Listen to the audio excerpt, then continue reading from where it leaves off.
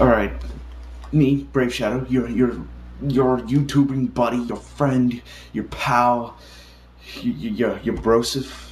You know, um, there was something I want to talk to you guys about. Now, most people who are in the anime and manga crowd, or tend to be the otaku.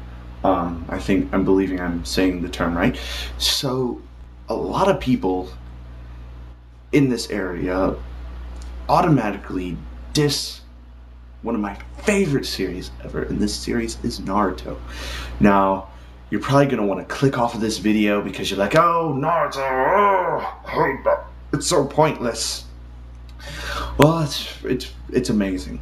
I'm going to tell you right now. It's a good series, but what some people don't have is patience. Most people want to get here to here like that. But with Naruto, it's like you're gonna get there, but you just gotta wait.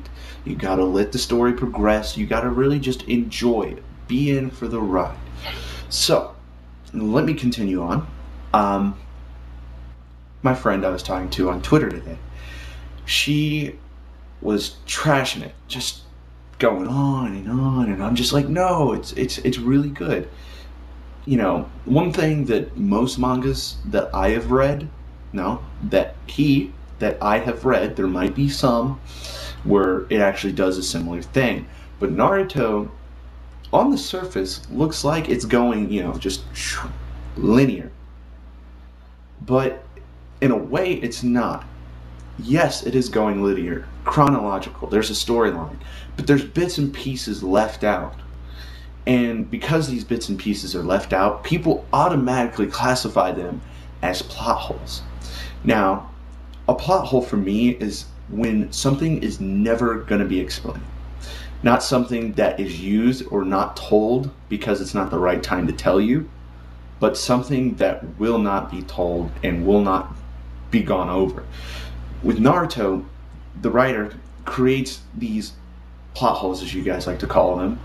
I just call them just gaps, where he doesn't give you all the information, or he'll put something out that will really foreshadow later on, but you don't even really pay much attention to it because you don't know really anything about it.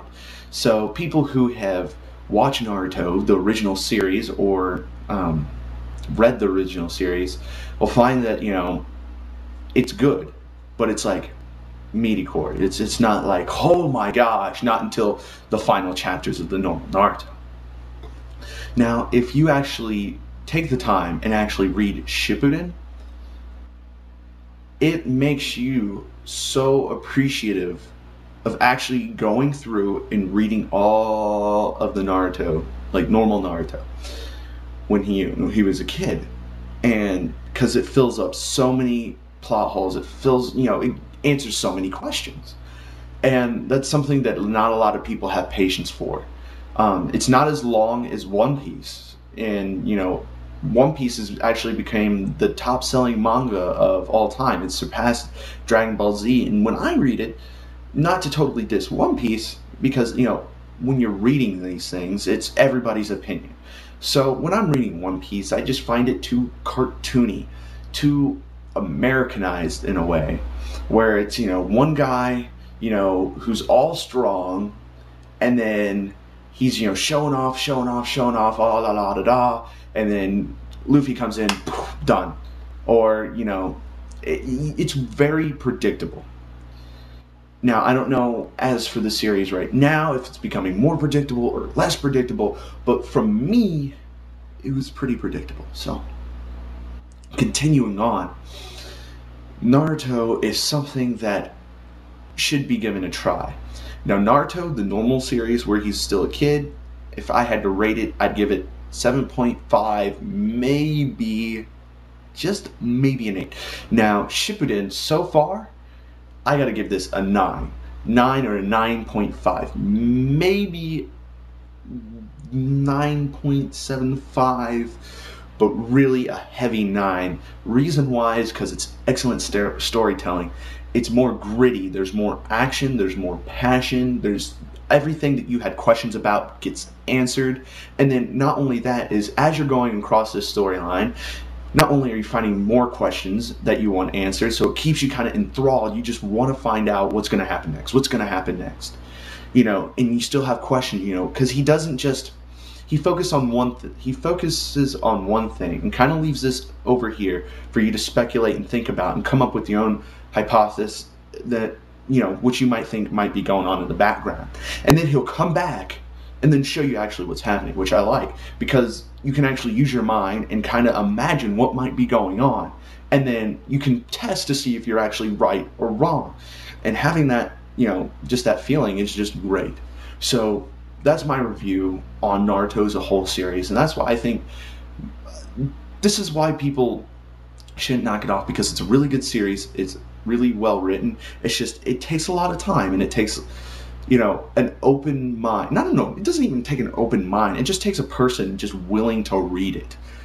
I mean, it's not something that's like, oh, I'm going to have to really be open about this because it's a very different idea. No, it's not a different idea. Different way of storytelling, yes, but it's not something that's like totally out there. It's just a really good series, and I think people should stop dissing it, but I know it's not going to happen because it's the internet, and sometimes you just got to let that stuff go. But on the other hand, I think those people should actually give it a chance. If not, and they read it and they don't like the Shippuden, now I'm not saying read Naruto and take it with a grain of salt. Read Shippuden and criticize it like crazy, because it's going to be really hard. So yeah, I'll see you guys later. This has been manga review, I guess. So shadow out.